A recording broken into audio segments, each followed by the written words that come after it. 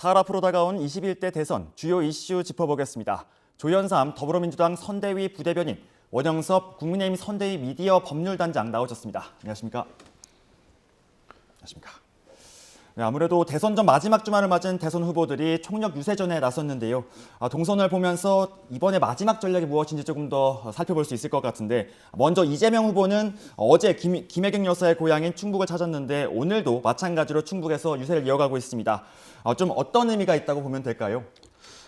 이번 조기 대선에 임하는 이재명 후보의 마음가짐을 알 수가 있다고 할 수가 있겠죠. 이번은 윤석열 정부 3년 동안 파탄난 경제를 회복하는 중요한 순간입니다. 그러기 위해서는 우리나라 산업의 발전의 핵심적인 국가 산업 전략산업 핵심 지역을 찾는 그런 목적이라는 생각이 들고요.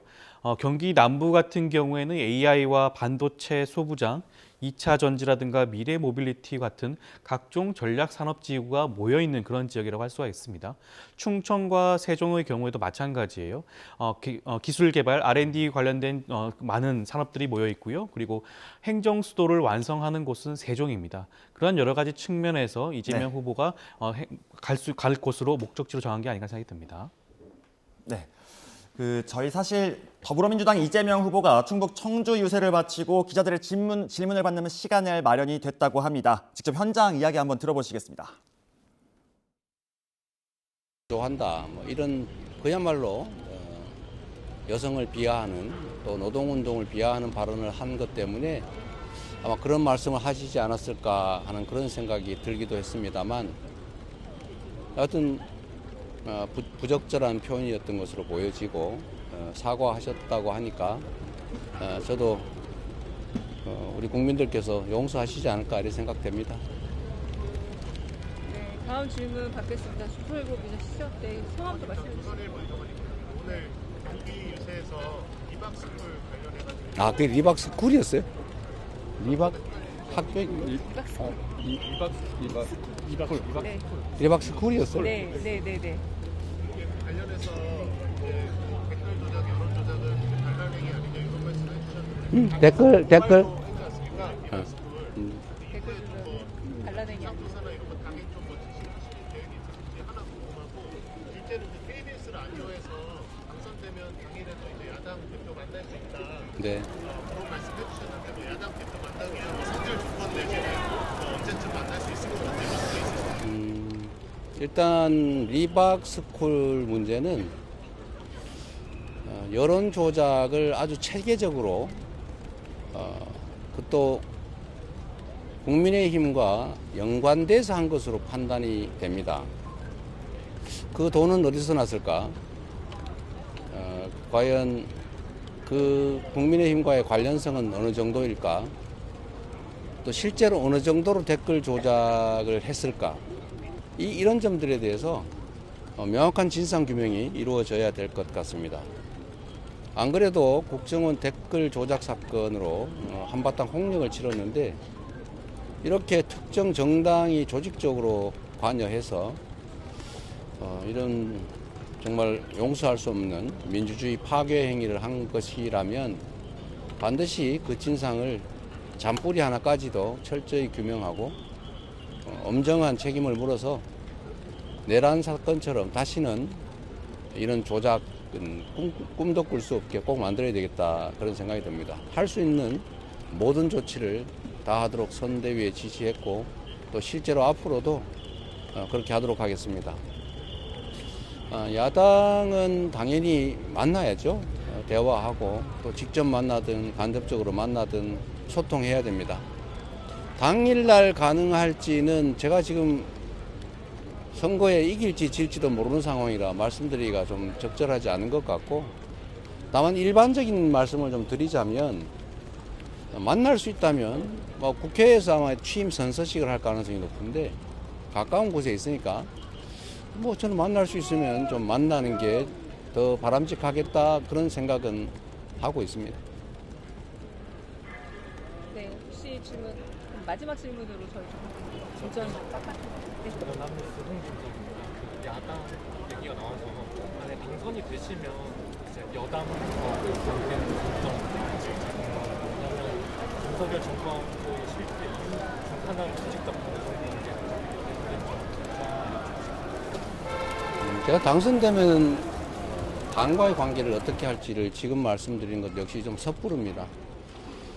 그러나 이 선거라고 하는 것은 주권자의 결단입니다. 지난 총선에서 우리 국민들께서는 윤석열 정권을 견제하라고 압도적 다수 의석을 우리 야당에게 허용했습니다. 그리고 그럼에도 불구하고 윤석열 정권이 반성을 하는 게 아니라 오히려 더 국민 주권을 말살하고 영구적으로 국가 권력을 독차지하겠다는 이런 황당무계한 내란까지 일으켰습니다. 이 점에 대한 판단을 하게 되는 선거지요. 지금 김문수 후보는 이 내란을 극복하자는 후보가 아니고 내란을 연장하자는 후보로 보여집니다. 이 점에 대해서 우리 국민들이 이제 판단하고 주권을 행사해서 결단하게 될 것인데 그 결단이 만약에 다수당인 우리 더불어민주당에 기회를 주는 쪽으로 선택을 한다면 그거는 당연히 다수의 여당과 다수의 국회와 협력해서 국민이 원하는 바대로 이 비정상을 신속하게 극복하고 무너진 국격이나 경제, 안보, 또 외교 다 이거 회복하고 또 국민들이 더 나은 삶을 살 수 있게 일을 해라 이런 취지 아니겠습니까? 그러면 그 취지에 맞춰서 국회의 다수 의석도 활용하고 행정 권력도 잘 활용해서 국민이 원하는 바를 이루어내는 것 그게 제일 중요한 일이라고 생각합니다. 모든 문제는 거기에서 파생되는 것이 아닐까 싶네요. 자, 고맙습니다. 네. 네, 이재명 후보 충북 청주에서 유세를 마치고 기자들의 질문을 받았는데요. 구체적으로는 리박스쿨이 체계적인 여론 조작으로 보인다면서 진상 규명을 해야 한다고 주장을 했고요. 또 특정 정당 조직이 관여되어 있다고 볼 수 있다고 했고요. 또 하나 국회에서 취임 선서식 가능성이 있다. 또 만나는 것이 바람직하다는 말씀도 있었습니다. 또 하나 김문수 후보에 대해서는 내란 극복이 아니라 내란 연장을 하는 후보로 보인다면서 국민이 결단을 해달라고 이번 선거에서 결단을 해달라고 다시 한번 언급했습니다. 자세한 소식 추가 정보 들어오는 대로 다시 한번 전해드리도록 하겠습니다. 네, 다음 질문 그대로 다시 이어갈게요. 네, 저희 김문수 후보에 대해서도 좀 한번 살펴보겠습니다. 김문수 후보 강원부터 보수 지역을 쭉 훑고 있는데요. 좀 어떤 의미가 있다고 보면 될까요? 원래 그 지지층을 최대한 투표장으로 가게 하는 것, 그게 또 그 대선 선거의 기본적인 전략입니다. 그거는 민주당뿐만이 아니라 국민의힘 모두가 각 당의 후보들이 지지층을 어떻게든 투표소에 가게 하는, 투표 포기를 하지 않게 하는 그런 전략을 다 써야 되고, 근데 이번 사전 투표와 관련해 가지고 그 민주당 지지세가 강한 호남에서는 사전 투표를 이미 많이 하셨어요. 네. 그러니까 이분들은 많이 하셨기 때문에 반대로 이제 영남에서는 사전 투표를 많이 안 하셨고, 네. 그러면 어떠냐? 영남에서는 지금 본투표할 분들이 굉장히 많이 남아 있다는 겁니다. 그러면 본투표 하셔가지고 김문수 후보한테 지지를 하실 수 있는 많은 분들에 대해서 그날 본투표 날 그 투표장으로 가게 하는 그런 취지에서 지금 동해안 라인, 그러니까 강원도, 그 영남, TK 이쪽 지역을 쭉 이제 유세를 하고 있다고 봐야 합니다. 또 하나 또 이준석 후보는 수도권과 2030에 좀 집중을 하고 있는데요. 아무래도 다른 후보들과 조금 차별화된 전략을 고수하는 것 같습니다. 좀 어떻게 보실까요? 아무래도 이준석 후보 관련해서는 2030이나 젊은 층 이런 쪽에 최소한의 표를 만들어 나가겠다라고 하는 전략인 것 같아요. 그러다 보니까 좀 젊은 분들이 많은 서울 수도권이나 이쪽에 집중을 하는 게 아닌가라는 생각이 들고, 하지만 기본적으로는 요즘에는 다 미디어 선거고 그런 유튜브나 뉴미디어 선거이기 때문에 어디에서 선거운동을 한다고 하더라도 이게 SNS를 통해 가지고 전파를 하는 그걸 기본적으로 가정하고 하는 겁니다. 그래서 서울 수도권에서 한다 하더라도 전국적인 그런 효과도 아울러 거둘 수 있고 그런 의도로 한다고 보여집니다. 다음으로 이제 사전 투표 한번 살펴보겠습니다. 어제까지 진행된 사전 투표에서 역대 2위의 투표율이 나왔습니다. 평일인데도 불구하고 굉장히 높게 나왔습니다. 아무래도 이를 두고서 조금 양쪽이 다 아무래도 자기에게 유리하게 해석을 하는 게 보이는데 좀 어떻게 판단을 하실까요? 사전 투표율이 이렇게 높게 나온 건 좀 어떤 의미가 있을까요? 일단 각 당 입장에서는 본인들에게 유리하게 해석할 여지는 있을 수는 있죠. 그렇지만 과거 여러 가지 선거의 전례를 살펴보게 되면 사전 투표에 참여하는 민주 진보 진영층들이 굉장히 높았던 부분이 분명히 있습니다. 그러한 측면을 살펴보게 된다면 국민의힘보다는 민주당에 조금 더 유리한 그런 측면이 염두에 둘 수도 있을 것 같고요. 그리고 지역별로 살펴보게 되면 호남의 경우에는 사전 투표율이 사실상 역대 최고 수준을 기록을 한 반면에 대구 경북 같은 경우에는 비교적 굉장히 낮은 네. 수치를 보인 것을 살펴보게 되면 적어도 보수층이 이번 사전 투표에 참여하는 그런 숫자는 좀 적었던 것이 아닌가라는 보여지고요. 사실 사전 투표에 대해서 김문수 후보조차도 부정선거를 신봉하는 듯한 발언도 많이 하셨고요. 사전 투표에 대해서 부정적인 인식 여전히 가지고 있지 않겠습니까? 그러한 인식이 그대로 보수 지지층에 투영된 것이 아닌가 보여지고요. 그렇다고 한다면 이번 사전 투표율이 사실상 가장 높은 수준에 이를 정도의 역대 2위 정도의 사전 투표 아니겠습니까? 네. 심지어 주말이 끼어 있지도 않고 주중에 치러졌음에도 불구하고 이 정도로 높은 사전 투표가 이루어졌다는 것 자체는 이번 조기 대선을 생각하는 많은 국민들이 표로서 심판을 해야 된다. 네. 표로서 본인들의 주권자로서의 그런 의사를 표현한다는 그런 뜻이 한데 모여서 표출된 것이 아닌가라는 생각이 듭니다. 네. 그럼 이에 대해서 좀 원당장님은 좀 어떻게 보실까요? 아무래도 사실 사전 투표율이 높은 것 자체가 민주진영에 유리한 결과다. 좀 이렇게 판단을 하신 것 같은데 좀 어떻게 생각하실까요? 근데 꼭 그렇지는 않고요. 과거에 이제 지난 대선에서도 그 윤석열 대통령이 당선되는 그 대선에서 보수 진영에서도 투표율을 높이기 위한 노력들을 굉장히 많이 했습니다. 사전 투표도 했고, 그리고 당일 본투표에도 어떻게든 본투표장에 나가기를 바란다는 취지로 계속 이렇게 공지 비슷한 걸 많이 날렸거든요. 그러니까 투표율이 높아서 보수 진영 후보가 불리하다, 또는 투표율이 높아서 민주당 측 후보가 유리하다, 이런 거는 좀 도식화되기는 굉장히 어려워요. 지금 이제 호남에서 사전 투표율이 높고 영남에서 사전 투표율이 낮은데, 그거는 사실 항상 똑같이 반복되는 현상입니다. 그리고 지난 대선에도 그렇고 그전 대선에서도 사실 그런 현상이 있었고요. 네. 그리고 사전 선거와 관련해서 이제 그 선관위가 가지고 있는 관리 부실이나 이런 부분에 우려하시는 분들이 또 보수 진영에 더 많은 건 사실이에요. 맞습니다. 그런데 사실 이 사전 투표 이틀 하면서도 도저히 그 선거 관리적인 차원에서는 상상하기도 어려운 그런 네. 관리 부실이 명백하게 또 드러났습니다. 거기에 대한 선관위의 대처 자체도 부실했고, 그래서 이런 문제들이 결합이 돼가지고 결국에는 이제 첫날은 이 사전 선거 비율이 높았는데 좀 둘째 날에는 사전 선거 비율이 떨어졌는데, 이거는 어느 후보한테 유리하다라는 평가를 하기에 앞서 이런 식의 그런 투표율을 저해하는 행위들이 그 선관위의 선거 관리 과정에서 나왔다. 그런 원인 제공했다는 점에서 굉장히 좀 선관위가 반성해야 될 부분이라고 생각하고요. 당의 유불리, 후보의 유불리가 특별히 있다고 생각하지는 않습니다. 네, 말씀해 주신 것처럼 아무래도 좀 이번 사전 투표에 조금 불미스러운 일이 있었죠. 저희가 첫날에는 서울 강남에서 대리 투표로 60대 선거 사무원이 체포된 일이 있었고요. 신촌에서는 투표지를 들고 투표소 밖을 다니는 일까지 발생하면서 당장 선관위 관리 문제가 좀 비판이 나오고 있습니다. 아무래도 이번 선거 이후 선거관리 시스템 재정비 필요성이 조금 커질 것 같은데 조금 어떻게 보실까요? 어떤 점이 조금 문제가 있을까요? 선거 관리를 엄격하게 해야 되는 것은 당연한 문제이기도 하죠. 이번 사전 투표 과정에서 불미스러운 일이 발생한 것에 대해서는 엄중한 처벌과 향후 예방 대책이 수립되어야 되는 것으로 보여집니다.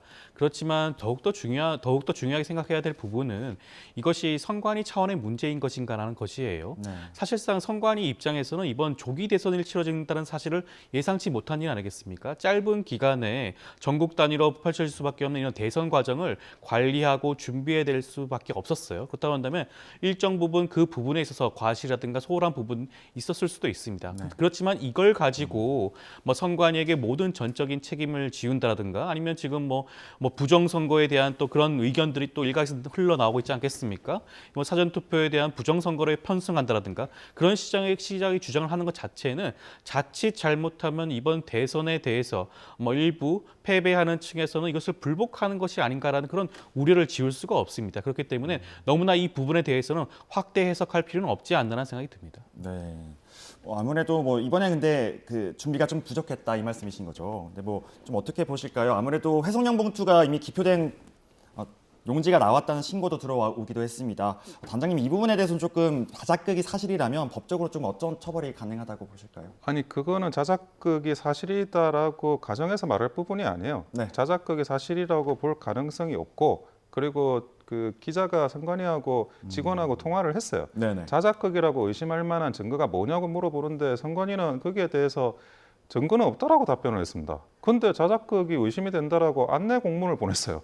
그게 무슨 말인지가 제가 잘 이해가 안 되는데 심지어 그 투표를 하신 그분은 투표 봉투를 받고 네. 기표소에 가는 과정에서 그 투표 봉투 안에 투표 용지가 있는 걸 발견한 겁니다. 네. 예를 들어 아무도 그 볼 수 없는 기표소에서 나와 가지고 그 이야기를 했다 그러면 모르겠어요. 정말 그 자작극으로 의심할 만한 최소한의 가능성은 있을지 모르겠지만 네. 아니 다 그 선거 투표하러 가보시지 않았습니까? 그 많은 그렇죠. 사람들이 참관인이 보는데 그거를 지금 봉투를 열어가지고 다른 사람의 투표 용지를 하나 더 구해온 걸 집어넣고 그걸 다시 여기 봉투 있네요라고 그 참관인한테 신고를 한다라는 게 네. 그게 상식적으로 가능한 건지가 모르겠어요. 그리고 이분은 30대 여성인데 부모님 두 분하고 같이 왔습니다.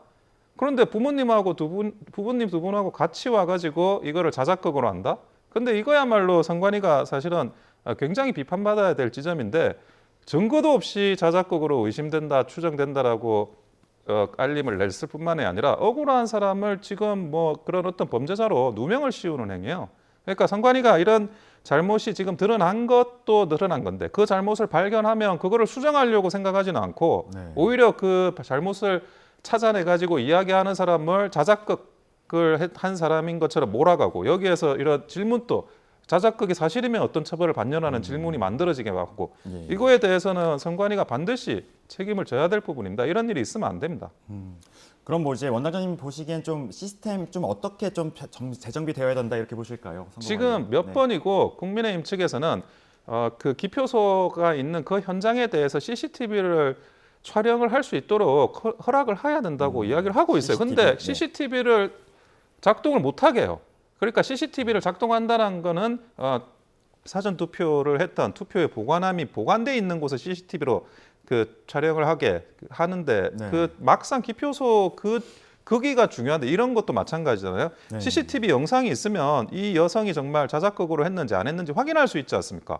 그런데 그것도 CCTV로 촬영하지 못하게 해놓고 기록하지 못하게 해놓고 그리고 나서 그 여성분에 대해서 이 자작극이 의심된다라고 이야기를 하고 증거가 있냐고 물어보니까 기자가 증거는 없다라고 이야기를 하고 이게 무슨 짓인지 모르겠어요.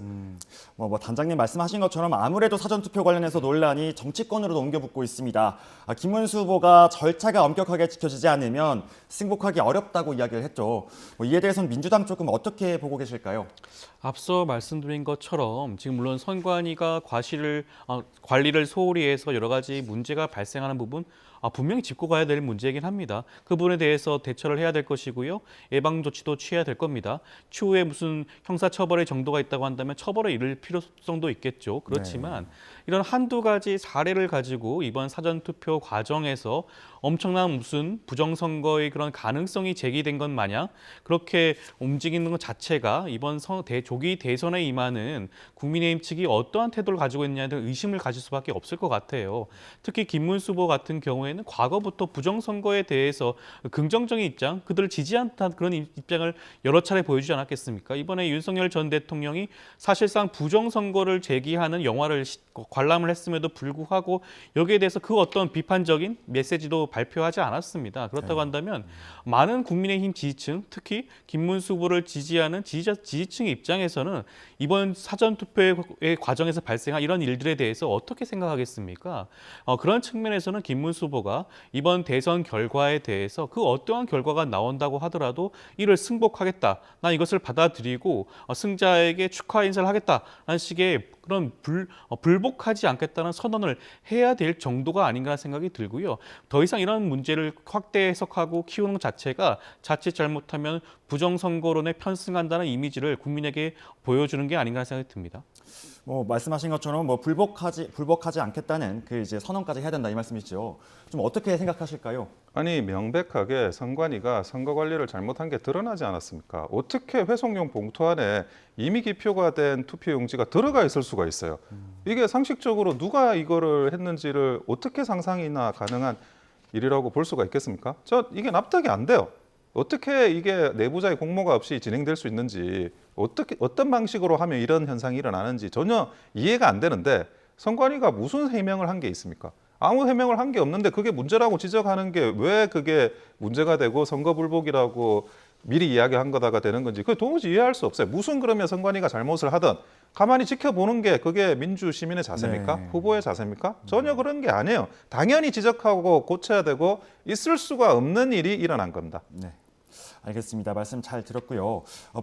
본투표까지 남은 시간이 뭐 3일 정도 남았는데 막판 변수로 막말 설화 리스크가 올라오고 있습니다. 이준석 후보의 TV토론 발언 논란이 사그라들지 않은 상황에서 유시민 작가까지 김문수 후보 배우자 설란영 씨의 학력을 거론하면서 내놓은 발언이 논란입니다. 관련 내용 먼저 듣고 오시겠습니다. 김문수 씨는 너무 훌륭한 사람이에요. 설란영 씨가 생각하기에는 나하고는 균형이 안 맞을 정도로 대단한 사람이에요. 원래부터. 이 설란영 씨의 인생에서는 거기 갈 수 없는 자리예요. 이제 영부인이 될 수도 있는 거예요. 그러니까 제정신이 아니다 그런 뜻이죠. 여성은 배우자와 결혼을 통해 고양되는 존재입니까? 부인은 남편의 지위에 따라 가치나 지위가 결정됩니까? 그 입으로 사람 사는 세상을 말했습니까? 자신에게는 관대하고 남에게는 표독한 소위 진보 진영의 가면이 이제 완전히 벗겨졌습니다. 말 한마디가 누군가에게 상처가 되거나 또는 그걸로 인해서 여러 가지 정성들이 물거품이 될 것이라는 걱정과 경계를 가지고 네, 뭐 듣고 오신 것처럼 아무래도 이번에 유시민 작가의 발언이 좀 논란이 크게 커지고 있는 것 같습니다. 조금 전에 이재명 후보도 그 기자들의 질문에 대해서 부적절한 발언이라고 인정하기도 했는데요. 원장님 이번 발언 조금 어떻게 평가하실까요? 유시민 작가가 저런 발언을 하는 게 뭐 상식적으로도 이해가 안 되지만 도의적으로도 이해가 안 됩니다. 사실 유시민 작가는 그 김문수 후보 부부와도 굉장히 연이 깊어요. 같이 이렇게 그 여러 운동도 하고 네. 그리고 뭐 가족처럼 이렇게 대했다고 하는데 그런 분을 자기 형수뻘 되는 분을 뭐 인생에서 갈 수 없는 자리 뭐 그리고 제정신이 아닌 것 같다 이렇게 표현한다는 것 자체가 굉장히 뭐 패륜적인 발언이라고 볼 수밖에 없고요. 네. 그리고 그 패륜적인 발언의 내용에 여러 가지를 또 섞어놨어요. 하나는 뭐 노동자 비하, 또 하나는 여성 비하, 또 하나는 학력 비하예요. 아니 하나의 그런 발언 속에 이 수많은 비하를 이렇게 잘 섞어내는 그것도 참 신기한 내용인데 근데 그러면서도 더 중요한 거는 이런 그 인간적인 관계 형수뻘 되는 사람한테 패륜적인 발언을 했다라는 점에서 그게 도의적으로 저는 납득이 안 된다. 근데 이거에 대해서 뭐 그 유시민 작가가 하는 이야기가 뭐 표현이 과했다 그러는데 표현이 과한 게 아니에요. 내용이 내용이 틀린 거예요. 내용이 틀렸으니까 그 내용을 수정해야지 표현이 거칠었다라는 게 무슨 말인지가 납득이 안 되고 이 부분에 대해서 물론 이제 그 이재명 후보가 여기에 대한 코멘트를 하긴 했는데 코멘트도 너무 늦고 그리고 더 강하게 코멘트를 했어야 될 부분이 아닌가라는 생각이 들고요. 네. 그리고 이런 식의 권위적인 사고가 만연해 있다라는 거는 그 유시민 작가한테 그리고 그런 사람들이 공개적으로 어떤 자리에 나와가지고 많은 사람들이 보는 유튜브 방송에서 이런 걸 보고 많은 사람들이 있는 자리에서 그런 말을 한다는 것 자체가 이 민주국가에서 납득되지 않는 행태라고 보여집니다. 네. 아무래도 이번에 뭐 양대노 쪽에서도 그리고 또 시민사회에서도 비판이 일고 있습니다. 또 조금 전에 이재명 후보도 부적절한 표현이라고 이야기를 했는데요. 좀 어떻게 이번에 평가하실까요? 유시민 작가의 발언에 대해서는 국민의힘과 민주당의 입장이 다르지가 않습니다. 동일해요. 민주당 입장에서도 이 발언은 굉장히 부적절했다고 보여지는 것이고요. 네. 유시민 작가 입장에서는 뭐 무슨 일견 뭐 억울한 부분이 있을지 모르겠지만 국민들이 납득할 정도로 사과를 반복적으로 해야 한다는 생각이 듭니다. 네. 어떻게 보면 가해자의 입장일 수 있는 거예요. 가해자라고 한다면 피해자들이 납득할 정도의 수준에 이를 정도로 반복해서 사과하는 것이 저는 맞다라고 생각이 들고요. 네. 여기에 대해서는 선대위도 동일한 입장을 밝혔고 이재명 후보도 방금 보신 것처럼 입장을 밝혔습니다. 거기에 대해서는 더 이상 이론의 여지가 없다고 보여지고요. 그런데 이것을 가지고 사실상 뭐 민주, 진보 진영, 민주당의 문제인 것 마냥 이것을 이슈화시킨 것은 저는 굉장히 부적절하다고 보여집니다. 지금 유시민 작가의 경우에는 민주당 당적을 가지고 있는 것도 아니고 이번 선대위에서 어떠한 직함을 가지고 있는 것도 아닌 것으로 알고 있습니다. 그렇다고 한다면 유시민 작가의 이런 발언 하나하나가 이번 민주당과 이재명 후보를 대변하는 것은 아니거든요. 그렇기 때문에 이 부분이 너무나 부각되는 것 자체는 조금 부적절하다고 보여지고요. 유시민 작가의 발언에 대해서는 반복적인 사과가 필요하다는 것이 민주당의 입장이라고 할 수가 있겠습니다. 아무래도 근데 뭐 이재명 후보가 조금 전에 뭐 이제 부적절한 표현이었다고 말한 부분은 좀 충분하다고 보실까요? 만약에 여기에 대해서 민주당과 이재명 후보의 입장을 다시 한번 요구하는 분들이 계시다면 저는 이재명 후보가 다시 한번 더욱더 강한 톤으로 사과할 가능성도 있다. 부적절한 다른 발언 이상으로 할 수가 있다는 생각이 들고요. 그 부분에 대해서는 아마 이재명 후보가 적절히 판단해서 말씀하시지 않을까 생각이 듭니다. 아무래도 이제 뭐 여러 비판이 잇따르면서 유시민 작가가 결국 말이 거칠었다고 사과를 했죠. 네, 아까 말씀하셨지만 사과를 했습니다. 또 자신은 또 설란영 씨의 한목적적이지 못한 부분을 지적한 거라고 이야기를 했는데 이 사과 뭐 아까 충분하지 않다고 하셨지만 다시 한번 여쭤보겠습니다. 어떻게 좀 보실까요? 그게 무슨 말인지가 이해를 못하겠어요. 한목적적이고 이성적인 판단을 하지 못하고 있다는 뜻이라는데 네. 이성적인 판단이 뭡니까? 그러면 그리고 한목적적이라고 어려운 말 자꾸 어려운 단어 쓰는 건데 그러니까 목적이 뭔데요? 이분은 지금 어떤 목적을 가지고 있길래 한목적적이지 못했다라는 이야기를 하는 거죠. 그러니까 말을 어렵게 하면서 그냥 그 쟁점을 흐리는 것에 불과해요. 그러니까 본인이 뭐 토론 나와가지고 뭐 이런저런 말씀하는 실력 가지고 그냥 어떻게든 떼우려고 하는 것 같은데 그러면 본인이 생각하는 이성과 한목적적이 뭔지를 좀 구체적으로 설명하고 그러면 그게 안 맞았다라는 거를 설명하면 되는 거지. 저거는 하나만한 그냥 이야기를 한 것 같습니다. 그리고 내용도 사실은 좀 팩트도 이상해요. 왜냐하면 순천여고는 전남에서 가장 명문여고입니다. 순천여고를 졸업하신 분이에요. 그걸 마치 고졸이라고 하면서 학력 비하를 한 것도 그렇고 그리고 설란영 여사는 그 김문수 후보가 운동권 생활을 할 때 사실은 뭐 수배도 되고 뭐 그렇게 감옥도 갔다 오고 그러는데 그때 서점 차려가지고 가장 역할을 본인이 했어요. 그러니까 그 가장 역할을 할 때 사실 얹혀 살던 분이 김문수 후보였어요. 나중에 이제 정치하면서 뭐 그리고 나서는 이제 그 김문수 후보가 그 경기도지사도 하고 그런 가장 역할을 한 거지만 그전에는 일방적으로 가장 역할을 맡았던 분이 설란영 여사입니다. 그리고 그 내용을 가족처럼 지냈기 때문에 유시민 작가가 제일 잘 알고 있어요. 그런데 무슨 이성적이니 한목적적이니 뭐 이런 이야기는 글쎄 뭐 둘러대는 이야기로 보여집니다. 이번엔 조금 뭐 다시 한번 이준석 후보 이야기를 좀 해보겠습니다. 선거 최대 변수로 꼽히기도 합니다. 김문수 후보와 이준석 후보의 단일화. 사실상 뭐 때 아닌 진실 공방까지 벌이기도 했는데 단일화 불씨 아직 살아있다고 보실까요? 단일화 불씨는 저는 사라졌다고 생각을 했는데요. 그 이재명 후보가 뭐 진행하고 있는지 아니면 민주당이 진행하고 있는지 모르겠지만 징계안이 이재명 후보에 대해서 발의가 되면서 사실은 뭐 이재명 후보의 그런 단일화 국면이 새로 좀 전기를 맞았다고 봐요. 무슨 말이냐면 이제 이재명 후보가 단일화를 하는데 가장 여러 가지 이제 생각해야 될 많은 것 중에 하나가 지금 단일화하지 않는다고 하면서 이렇게 여기까지 레이스를 했고 거기에 대해서 지지자들의 지지가 있었고 그게 1%든 10%든 그 지지자들의 지지를 어떻게 명분을 가지고 단일화 국면으로 다시 들어갈 수 있느냐 이 문제가 사실 제일 큰 거거든요. 근데 오히려 그 지금 징계안이 발의가 되면서 이준석 후보가 이거를 뭐 3명 있는 당보다는 좀 거대 정당 속에서 이 문제를 풀어나가야 되는 그런 명분을 줬기 때문에 저는 그 이준석 후보의 단일화도 아직 불씨는 살아있다. 하지만 국민의힘이 이준석 후보의 단일화에 얽매이면 안 됩니다. 얽매이다 보면 그 김문수 후보가 가지고 있는 메시지가 사라지고 이 단일화 이슈로 메시지가 넘어가요. 그래서 그 국민의힘은 단일화의 끈은 뭐 완전히 없애진 않지만 김문수 후보에 대한 홍보에 더 집중하는 거지 더 이상 단일화의 메인은 그런 이미지를 보여주는 것은 절대 안 된다 그런 생각입니다. 네. 아무래도 뭐 이제 이번에는 또 민주당 한번 여쭤보겠습니다. 특히 뭐 이재명 후보가 얘기도 했지만 댓글 공작 의혹 제기가 있었습니다. 자손군이라고 하는데요. 이번에 좀 어떤 내용이고 조금 어떻게 뭐 나오게 된 건지 다시 한번 말씀 부탁드릴 수 있을까요? 사실 국민의힘의 전신을 살펴보게 되면 과거 박근혜 전 대통령 대선 무렵이었나요? 그때 18대 대선 과정에서 네. 십자군 알바단 사건이라는 게 있었습니다. 그때 뭐 10알단 사건이라고 해가지고요.